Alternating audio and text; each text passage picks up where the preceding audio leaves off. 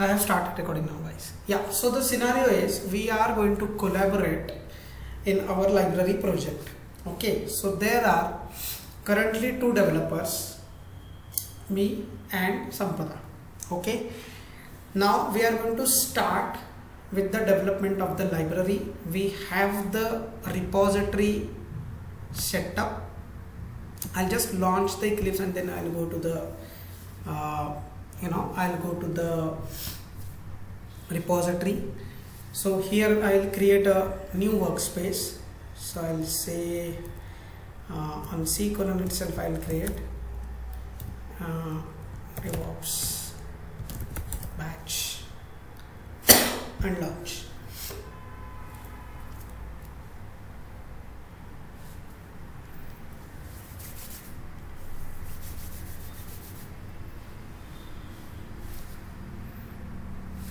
Okay, now what we will do is we want to now start collaborating, right? So the very first thing which I'll do is I don't have the Git repository on my system. My Git repository is on this remote location, remote repository.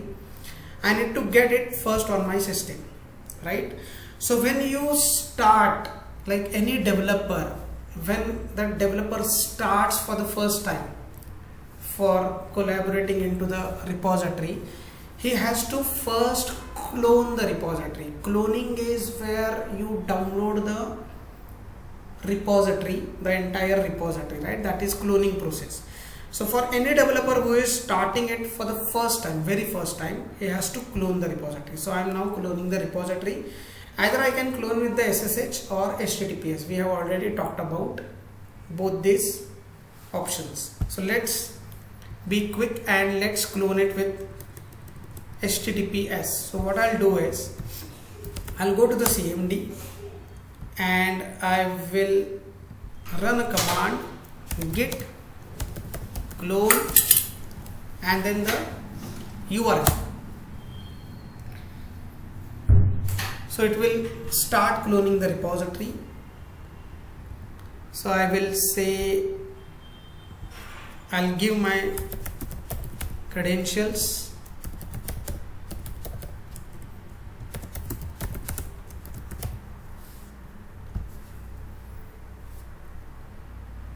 And now the repository is cloned. Now, as of now, we do not have anything in our repository. Now, repository is cloned here. Just a minute. Let me see where I have cloned it. Okay, so it is cloned on C, Pranad D. Let me clone it on C colon itself. I just want it to be on the C colon, just to be, I mean, it would be very easy to find it then. Yeah. So now this is the repository. Okay. Now here, what we are going to do is we are now going to build our project like functionality by functionality. Few functionalities we would be implementing. So let's say I am going to implement addition functionality and Sampada, you are going to implement a subtraction functionality. So both we are going to collaborate, right? Now let me go to the Eclipse workspace. Now this is our Eclipse workspace and we are going to create the project. So for now what I'll do is we want this Eclipse workspace to be present in this Git directory. This is the directory where our repository is cloned. Okay. So alternatively what we can do is instead of cloning it here, we can clone it inside the workspace directory also, right? So alternatively we can do that. So either you clone it first in a blank directory would be created, and if you are the very first developer who is going to start developing it, then copy your workspace inside this or clone the repository here itself. So let's do that now. I'll clone the repository inside my workspace directory. So I'm inside the workspace and I'm cloning it. So this you will be doing when you are starting the development. Okay, this is our repository. Now let's create the project. So I'll create a project, file, new, I'll go to other, and let's create our Maven project. We already know how to create a Maven project. So let's click on next. Let's click on next. Here we have to provide the Maven plugin, Apache dash, sorry, Maven dash Apache dash Maven dash quick start. So Maven dash quick start, I suppose. I always tend to forget this, but okay, let me quick start.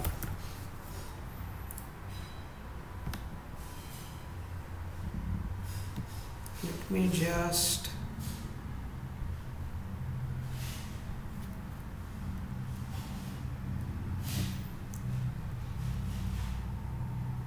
Maven dash archetype dash quick start, right?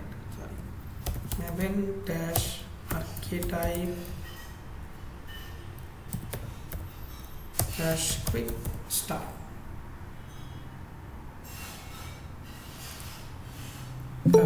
This is our plugin. Let's click on next.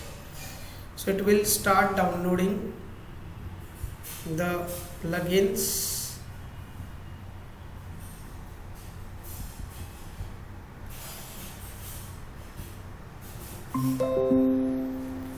So let's give the group ID now. So I will say DevOps batch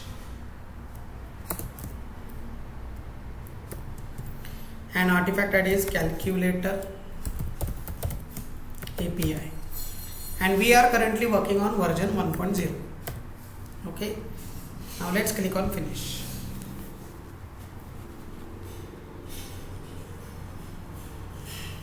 So you can see here on the console it is downloading all the plugins. We have already talked about this procedure.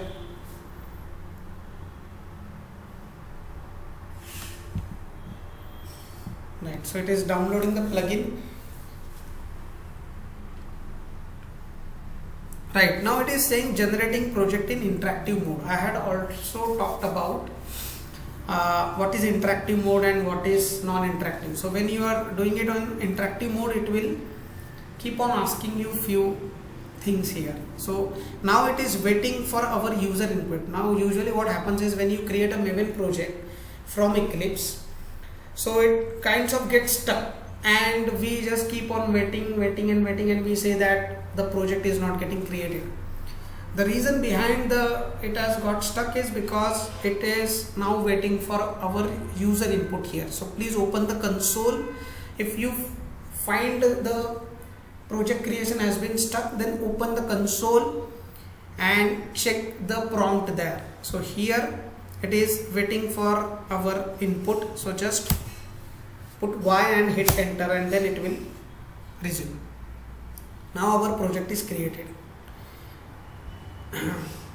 It is getting created actually. You can see creating Maven project. We do not have yet all the project directories created. It is getting created now. Correct. Now we have our project src main Java, src test Java. Now I am going to start developing the src main Java. In this I am going to develop my addition functionality. So let's open the tree. Let's delete this app.java which gets created from the template. So let's delete this. Let's delete this src test Java. Let's delete this app test also, and let's start the development. So right click, new class, and I would say calculator. So this is the API we are building. I'll say finish. I'll just sorry I'll increase the font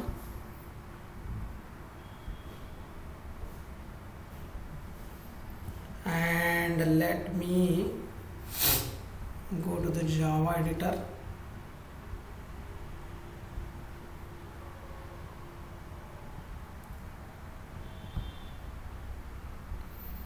Correct. And let's start developing the function. So I'll start developing public void, public int addition,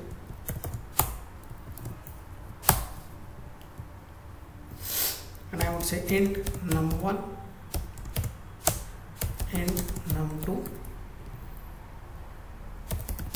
int res, int result equal to 0, and res or result equal to num1 plus num2. So this addition will take two numbers, we'll add those two and we'll return the result. Simple as that. Okay, now this is what I am developing. Now once I am done, say development of the functionality, I am done. Now I want to check in this code, but usually the check-in should not be done unless you test it. Okay, but for now I'm just going to check in, but now from this point onwards, whenever there would be a check-in, so first developer should check the change at his end using by writing some component tests, and then only he should be, if it works, then only he should be checking in the change. But let's check in so that we can have Sampada collaborating here. So now what to do? That is the another point. Now I want to check in the code, right? So the practice is every developer first should create his or her own branch. Okay, branch is like, I'll just explain what is branch in short. It's like a copy. Okay, so ultimately we have one branch, one copy, I would say a master, let's say master or main basically, and this branch basically where the code gets collected. Okay, so everybody's contribution, collaboration gets collected in one version, which we call it as master branch. Okay, and usually the code from the master branch is considered for the build creation. But when you are developing your own functionality, what you should be doing, you should be creating your own branches, own copies out of the master. So I would be creating my own copy, which I'll call as PD's branch, something like that.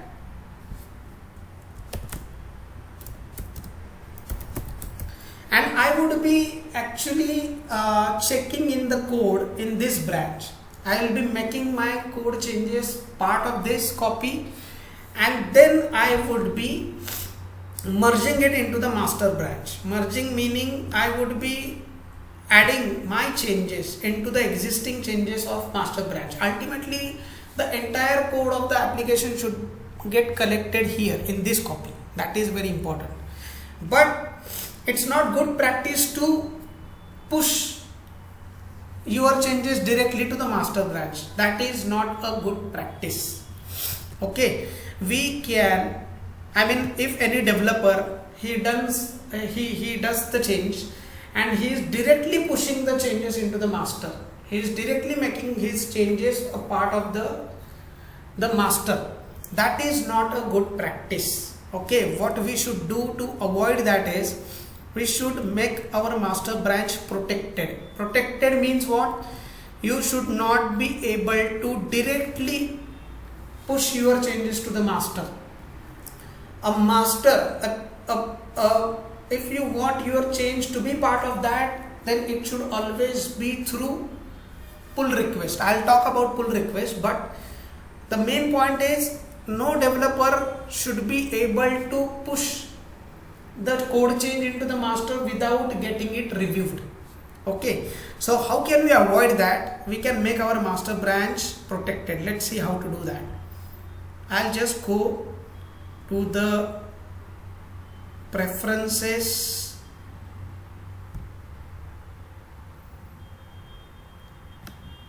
and let me just see.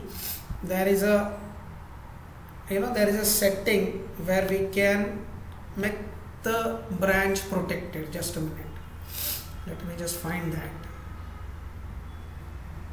Go to the preferences again.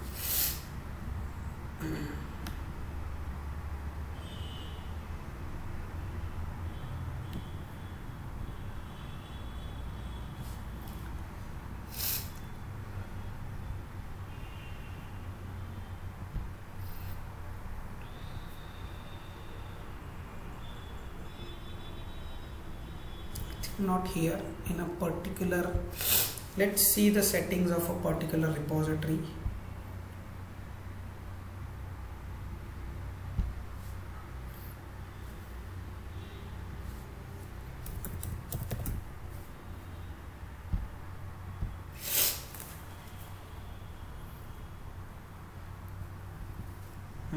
Let's see here.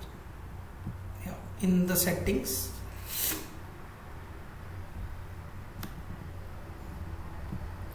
let's go to the repository, and here we can define. See here, do you see the protected branches? So protected branch means a branch to which you cannot push the change. If you at all want anyone to even be able to push, let's say a senior developer or who is the maintainer, so for that person only, let's say, pushing the code directly to the branch is allowed, but not for any other developer. So we can define it here. So our protected branch, you can see, allowed to merge and allowed to push and merge. So only maintainer is allowed to push the changes to the branch, not anyone else. I think Rameshri had asked me this question when we had created different roles, that what is the difference between developer and maintainer.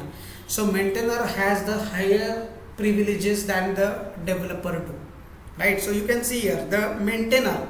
Now currently I am the owner and maintainer of this repository, so I can push directly. But now Sampada is working as a developer. Now she won't be able to directly push her changes. She has to push her branch, her version of the change, and she has to create a pull request. So she would be requesting it to the, let's say, a maintainer to merge her changes into the branch, right? So this is the good practice. We should not have our main or any develop branch, we should not have the develop branch or a main branch open for anyone to push the changes, right? Now this is where you can define that. If you have created any other branch, let's say a develop branch or a test branch, any other branch, and if also you do not want that and you want that branch to be protected, so you can configure it here. So this is where you will configure which people should be able to push the code changes directly and which should not be able to, right? But our main branch is already protected. Now let's talk about how to create a branch now. Okay, I want to create a branch. Now the point is, I want to create a branch and then I want to basically check in my changes or commit my changes into that branch, into my version or copy of my changes, and then I would be making that copy a part of the ultimate main branch, right? So first I will create my branch first. Okay, it is not yet created, so I will create one branch called PD's branch. So how to do that? So I'll say git checkout -b and I would say PD branch. and I'll say enter. Okay, so when you get this error, it means what? You are not in a directory where the Git repository is present. Okay, that is this error. So let me go to that directory. This is where our Git repository is. So I need to create now Git. So let me just check my changes here. Okay, Git checkout -b PD branch. So now you can see my branch is created and I am switched to that branch. So whenever a developer will work now, he has to make sure that he is always making a change to his version of the code. Okay, so branching is like his own copy or his own version, you can say. Okay, now how can you see that how many branches are there and which is the current active branch? So you would say git branch. So when you say git branch, now let me just clear the screen. Yeah, git branch. So you can see there are two branches, main, which gets by default created, and this is the main branch where, you know, main or master. It's in case of GitHub it's called as master. In case of Git, it's called GitLab, it is called as main. But main or master, whatever you call it as, but that is the default branch you have, and you should be, every developer changes should be part of the main branch and from where the build should be triggered. Okay, and this is my branch, PD branch, and you can see the star mark here. So this is the current active branch. So whatever the changes I will commit now, those would be in the current active branch. Now I want to see what is the status of my changes as far as version controlling is concerned. Means, are there any changes which are yet to be committed? Are there any changes which are staged for committing but not yet committed? Now let's talk about what is this. So when any developer makes any change, that change stage, there are three stages basically. One is the working stage, another one is staging. So what is staging? Let's see. This is another stage. So when a developer writes any new code or he adds any new file or do any new changes, those changes could be addition, modification, deletion, could be anything. So those changes first goes into this stage, working. Now you want those changes to be part of the next commit, right? But before you commit it, you have to put those changes into the next stage, that is staging area. So next stage is always, for any change, and next stage is staging, right? So let's say I have modified 4 things, but I want to only commit in the next commit, which I am now going to do. I want only 2 changes to be committed out of 4. So what I'll do, I will just stage only those 2 which I want to go into the next commit, right? That is why this area has been given. So even if you have a lot of changes done, but you want only few of them to be part of the next commit, so you can manage that by only staging those changes which you want to be part of your next commit. And the final, you know, stage is the commit. So this becomes the part of your branch now. So I'll say commit. So any change goes through these stages. So now currently I have few changes done. So they are currently in this stage. So how to check that? You can go and do git status. Okay, so it says that there is nothing to, there are no changes for now, but just it is because I have these things. Okay, let me just do one thing. I'll just remove this directory from here because I have the Git repository inside this and my changes are somewhere outside, right? So either this should be the change directory should be a part of my Git repository directory, or my Git repository should be part of it, right? That's why it is not showing me that. So let me do one thing. Let me take this directory of calculator API and move it inside this, right? And let me close the Eclipse for now. No problem. So we will go to the Eclipse again and do the changes. But now this is my Git directory. You can see here, there you will see a git.git folder which is currently hidden. Let me go to view and show hidden files and folders just to see that. See here, this is a git.git folder and this is your Git repository directory. So you should always be inside the directory where you have your .git folder, right? And now let's do git. Now this is my Git directory. You can see this is my Git directory. C DevOps batch 1, C DevOps batch 1. This is where I'm in my Git directory, and my code changes are part of this. Now I will say git status. Now you can see it says that you are on PD branch. I am already in the PD's branch, right? Now it says that there are few untracked files. Now let's understand what is untracked and tracked.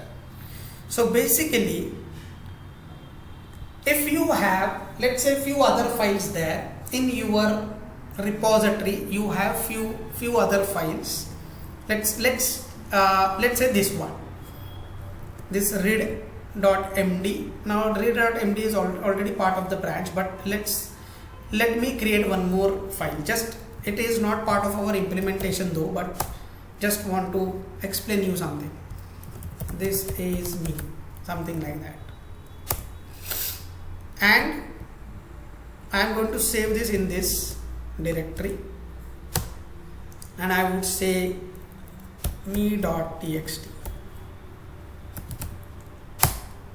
Okay, this is the file. Now if you go and check the status, Git will say that there are few files which are in this stage working, but they have the changes into those files have not been tracked by Git yet. So Git always tracks, keep a watch, you can say, keep a watch over the changes. So if you want Git to keep a watch on the changes of the files, you have to first stage them or track them. So these files are in the working directory, but changes in these files have not yet been staged. Okay, so what I'll do is I will now put my changes which are in the current directory, working directory, working stage. My changes are still in working stage. I am still working on them. I am not yet ready to commit them, right? So all the new changes which are in the working stage, they would be shown like this in the red, and it will say that these are the untracked files, meaning changes to these, Git has not yet started tracking the changes to these files, right? So we need to put them to the staging area so that Git will start tracking or have a look at those files, right? So how to stage?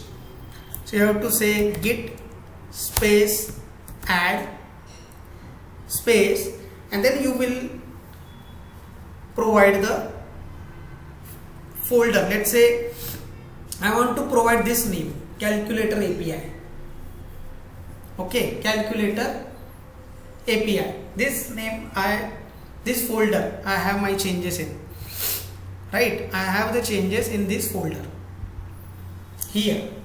and I have these directories. So I want to track, I want Git to track the changes in these files. But now if you check this target directory, this target directory is something which we do not want our Git to track, because we are not going to do any code changes into it. This target is going to always have our class files or jar files and those things, which we do not definitely want to be part of our code changes. Our code changes which we are interested in tracking are the ones which are there in this src directory. Please understand, we do not want our Git to track the target. Specifically I am mentioning here target. I do not want Git to take this or track these things. Now what you can do is, if you want to tell Git that don't track, if I add now this directory, so Git will start tracking all the things which are part of this directory.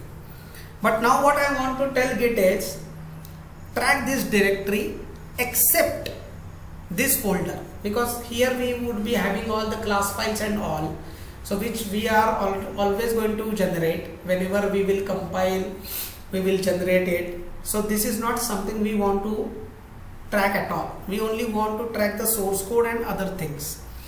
So if you have things which you do not want Git to track, you can tell Git by creating one file called git ignore.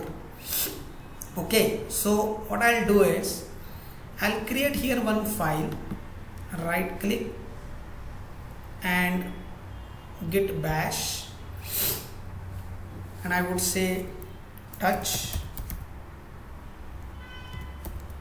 git ignore.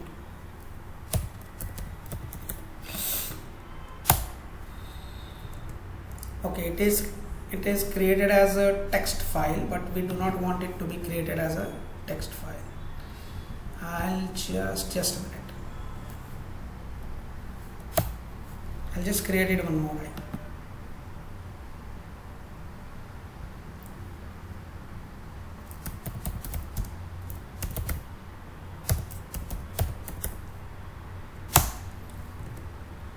Yes, git ignore, and we will now this file, basically the this file should be created.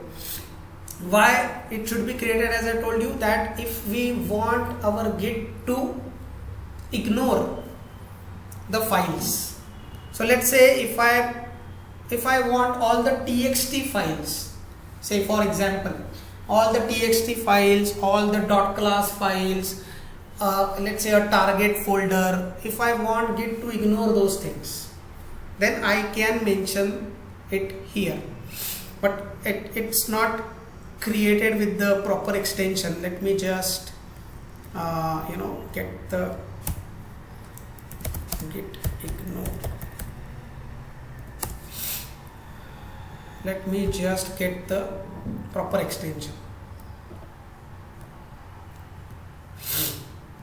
Yeah, it should be .git ignore.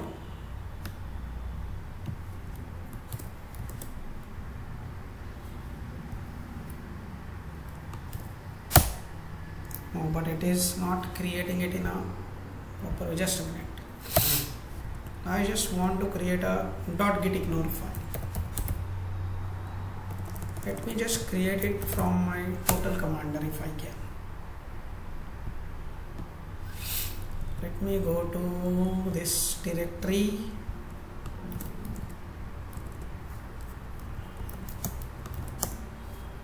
And here I will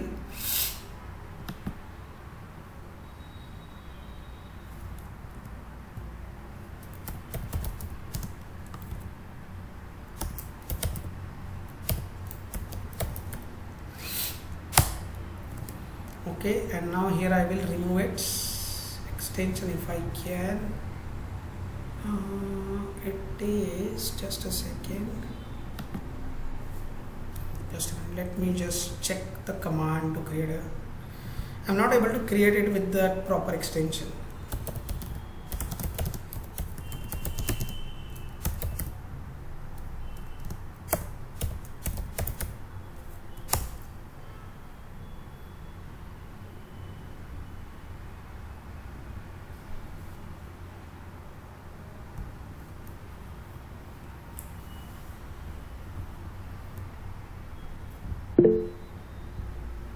Yes. Yes, someone has raised the hand. Yeah, so what I'm saying, like, go to your Explorer and change the setting, default setting, and show extension. Here? Go to View, yes. View. In properties? Yeah, View, that top taskbar is there. Okay. Menu bar. Yeah, here, just click on the file name extension. Okay. Okay. No, but it should. Have you clicked on the file name extension? View. Acha, again view. File name extension. Yeah, I clicked on it. Okay. Click. Can you try? There is one more, like, hide for known extension something. So even you can give it in double quote and create it. Yeah, here I cannot see the file name extension. Hide selected items it is? No. Click on the file name extension. Okay, clicked. So still it is not showing. It is expected that me.txt, right? Kind of thing. So ideally, yeah, it will consider that git ignore. It's correct. It's just showing a type. Okay. It's the correct. Okay, that's fine. So now what we will do is, we will here provide a list of files or folders which we want Git to ignore. So I'll say star.txt. All the txt files I want Git to ignore. So I'll come here and I'll say git status. Now you can see the txt file is not listed at all here when I say git status, because we are telling Git that don't we are not at all interested in you in keeping the changes or keep a track of changes in these files, because we are not interested in committing them at all. So now let's see. Now what I'll do is I will now add target. Also target folder I do not want Git to keep a track of, right? Because those are going to always have our outputs or artifacts. Now let's stage the changes. Okay, now I will stage my changes. I'll say git add and calculator API. This directory I am now going to stage. Now our changes which are in this stage, now they have been moved to this stage, staging stage. Okay, now let's check again git status. So what it says is, that it says that our changes are in this stage now and they are ready for commit. Okay, you can see this in green. Okay, you can see that this is the file, these are all right. So these are the changes which are going to be committed now. So let's commit. I will now, just a minute, let me just do one more thing. Oh, okay, let's commit now, no problem. Let's commit. So I'll say git commit, and then I'll provide a proper comment to this commit -m, and I'll say committing addition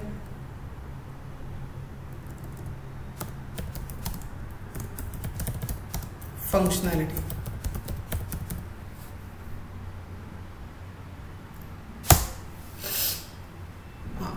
So what it says is, that's fine. What it says is, please define the identity, who you are, so that with that name the commit history would be shown to us, right?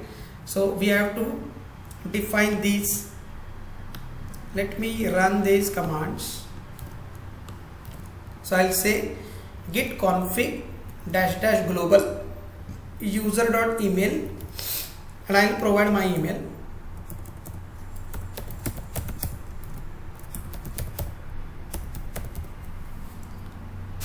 And name. So this name basically would be used while showing the name of the author of a particular commit. So git config -- global user.name, and I would say from the ID, and let's hit the commit again. Right, so my changes are committed now. Now these changes are committed as a part of my PD branch. Okay, they are now my staging, my all changes have moved into this stage now, commit stage. They are part of my branch now. Okay, and the configurations which we did know just now, this global user and all, those changes goes into, let me go to C:, users, another D, and git config. This file I already had shown you in the last session, right? So this is where our changes, our the email and the name. So you can come here and you can add this section also if you wish to. You can create a file called git.git config, and you can put these details. So Git will take those, and accordingly it will commit your changes with that as an identity of the author. Now what is next? Now our changes are on my local systems, and that's what I was talking about. If you guys remember, I was talking about, when I was talking about the centralized version controlling system and decentralized. So locally also I can keep different versions of my code, right, by creating the branch, and I can commit the changes and all that, which is not possible with the centralized version controlling systems like TFS. There, if you want to version control, you always need to version control it on the server. On the server only you can create the branches, and if you wish to do a version controlling, you have to push there, always you have to push the changes there. You cannot do a version controlling on your own system, but we are able to do it. No, I have created my branch, I have committed my changes, so version controlling capabilities are also available on my system. But if I want developers to be now part of this collaboration, who are geographically distributed, like Sampada is somewhere else, I am somewhere else, I want Sampada to start collaborating, so I need my code changes to be part of the remote repository, and this is where our GitLab repository is going to come into picture, right? So now what's next is, I want these changes, I want to push these changes to my remote repository. Okay, this is now next point which we are going to do here, right? So let's do that. So how to push? So I'll say, sorry, CLS, and I would say git push. So it will take the changes from this branch and will push it to my just a minute, has no upstream branch. Okay, so it says that there is no upstream branch. Upstream means the remote branch. Okay, so there is no remote branch created, it says. So I would say, or I would do in this way, git push, and I have to provide the name of URL of my repository, right? Every time whenever I will push the change, I need to, or even pull the change, I need to provide my repository URL. So if I do not want to, every time if I do not want to provide the URL or URL specifically, then I can set one alias. Alias means a short name. Okay, so alias. So how to set git I think just a minute, git, let me just get the command. I'm very bad in remembering the commands. Just a minute. Git set origin. It looks git set origin.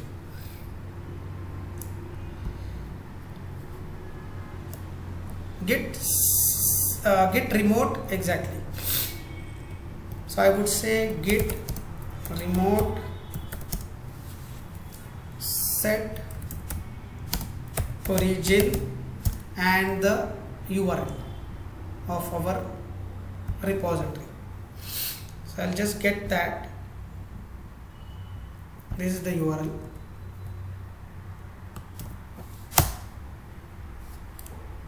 Git remote, just a minute, git remote set URL. Okay, set dash URL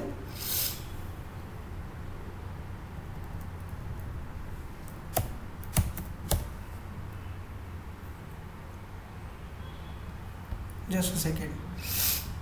Git remote and then okay, set URL, add origin, and this is the URL.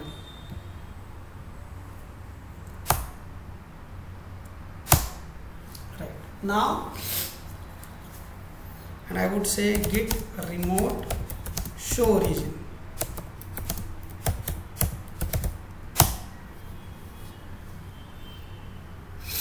Yes, so it can show me the alias. So my origin alias is currently pointing to this URL. So whenever I would be now saying push origin, then it would be referring to this URL, because we need to always tell it like which, say, URL or repository we want to push to.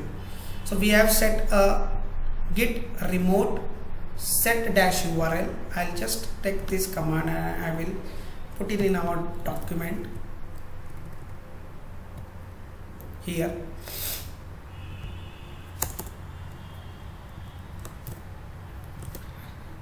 Right, so now let's push the change.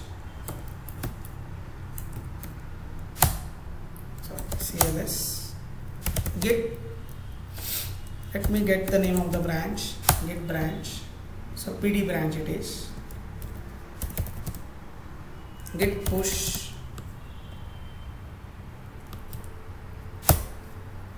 and let me it says that just a minute, please make sure you have the correct access rights. Git push origin and PD branch.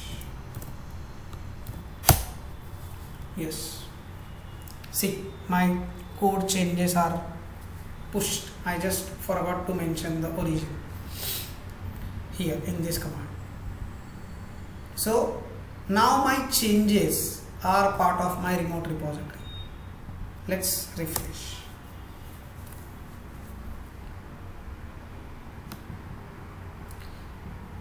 See here, now we have main and PD branch. Do you see there is one more branch, PD branch, and all the changes are part of PD branch. Now you can see calculator API is there, and you can see my committing addition function. This is the message which I had provided at the time of committing the change, right? So calculator API, and all the files are part of my this branch now, but they are not part of main branch. You can see the main branch is still not having anything, right? And always the changes should be part of the main branch, but they should not be pushed. They should always be merged. Merging is like you have few changes and then you are adding your own changes to the existing ones. Okay, so you are merging the changes, right? So push should be avoided, and only, as I told you, as I shown you in the repository, only the maintainer has got the push rights over the main. But the developer, if Sampada tries to push her changes directly to the main branch, she won't be able to do it, because the main branch has been kept protected. Only the maintainer is allowed. Even if anyone is allowed to push the changes directly, that is only a maintainer have those rights, no other person. And that is how it should be. It should always be merged. Now I'll show you how to create a merge request. Now you can see here, you pushed one branch, create a merge request. So now what we can do is, whenever any developer pushes his changes to his branch, and now he has tested those changes and all, that's why he has pushed it, right? So ideally I should have been written a unit test, execute them, and if those are passed, then only I should consider pushing my changes to the Git. But for now we have just omitted that part, but that should be a requirement, that whenever a developer do the development, he completes any particular functionality, he should unit test it, and if everything is good, then only he should consider pushing his branch to the remote repository. Consider that I have done the unit testing, it's good and all, I have pushed the change, pushed the branch, so I'll create a merge request. So let's click on this. So here I will mention like what changes I have just pushed in and I want to be merged into the branch. So I'll just define it here, that added a new functionality,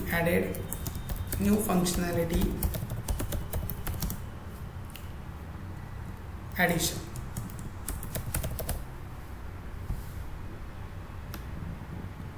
Then here if I want to describe what is the exact change, so we can describe it. So I have added a new functionality in calculator class, addition in calculator class.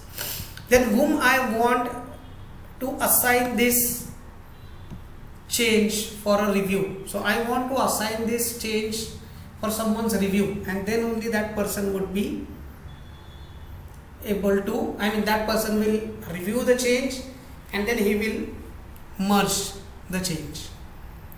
So for now I am the only one who is doing it, so I'll say assign to me. But when Sampada would be creating a merge request, she would be assigning that merge request to me, to Pranoday, and reviewer also Pranoday. So Pranoday will review the change, and if everything is good, then he will merge it.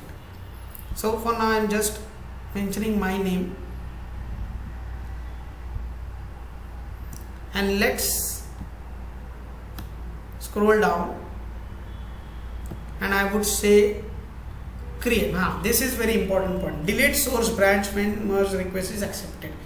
Now when this, now I don't want to delete this source branch, because a developer would always be like, sometimes it is the case that once all the changes from a particular branch are merged and then no changes are going to be put into that branch, then it is a good idea to delete that source branch once the changes are merged into the main or master branch, right? But now as a developer, I want this branch, because whenever I would be doing now any modifications, I would be pushing those modifications as a part of this branch only. Okay, so I want this branch to be alive for my future changes. But if at all you guys feel like you guys are not going to use this branch anymore, all the things have already been taken care of, you don't need this, then you can keep this checked. But for now I want this source branch even after the merge is done. So I'll uncheck this and I'll say create a merge request.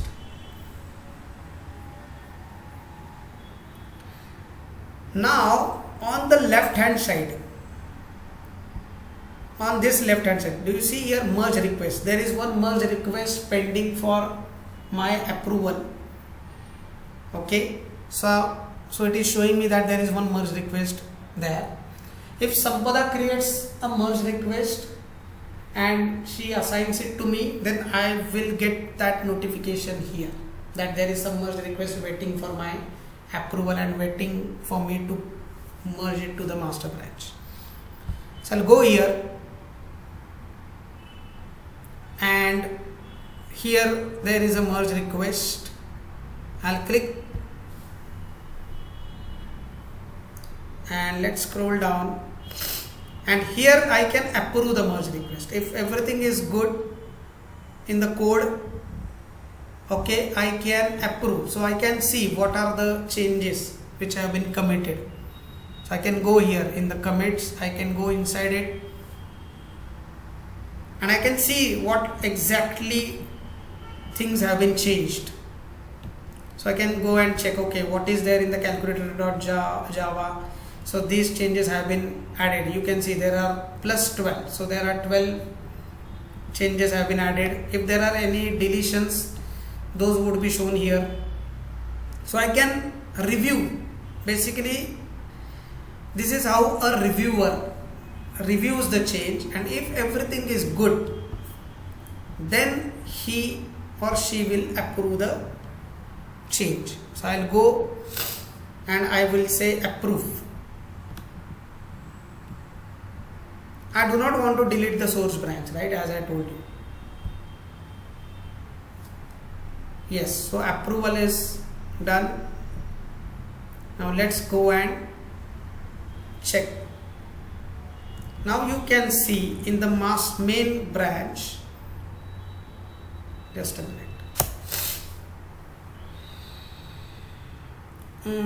Just a minute, where are the changes? You have just approved, not merged. Sorry, I just approved and but not merged. Sorry. So now I will merge it.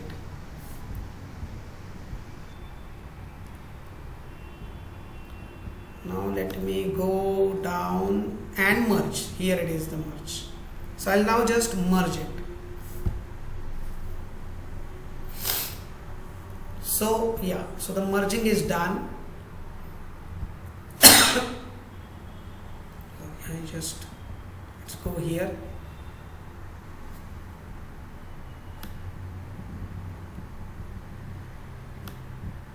Yes, now I can see the changes in my main branch. Previously there was nothing here in the main branch, but now the changes from PD branch, they have been merged into this. Okay, so this is the actual process that a developer should do the changes in his own branch. Whenever he completes, he should push that branch and create a merge request, assign it to someone. He will review the changes. If he is fine with those, he will approve the changes and merge, else he can reject the pull request also. Then that developer need to rework and again push the changes for the merge, right? This is how a process should be. In many of the organizations I have seen that they are allowing developers to directly push the changes to the main branch or a master branch, which is not a good practice. main branch or a develop branch, or in short whatever the branch you are collecting the changes and triggering the build. If the build is for testers or if the build is for production or for any purpose, if at all you are triggering a build, then that branch should be protected, right? It should always be, the changes to those branch should always be coming in through merge request and not through a direct push.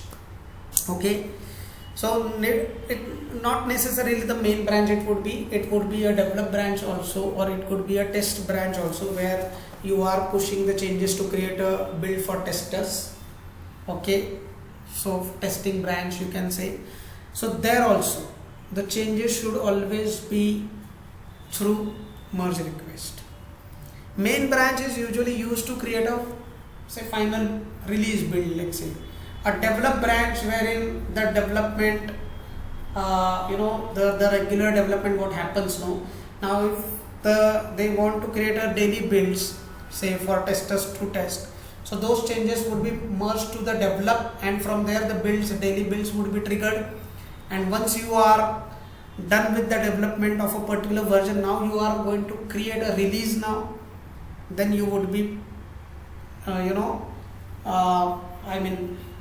putting these changes into the main branch, from where the pipeline for the production release would be triggered, and for the develop branch a develop pipeline would be triggered that way. So you might have different branches from where you are triggering the build, but the ultimate goal is a branch from where you are triggering any kind of a build should be always protected.